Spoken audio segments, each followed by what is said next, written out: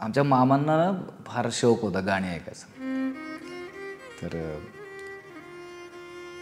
वडील आल्यानंतर ते फक्त देवाचे गाणे लावायचे. तेव्हा विठ्ठलाचा छंद म्हणून अजित कडकडेंचं अल्बम कॅसेट रिलीज झालं होतं. तर माझी सुरुवातच तिथून झाली रे. सुंदर ते ध्यान हे पहिला अभंग माझ्या तोंडून आलेला.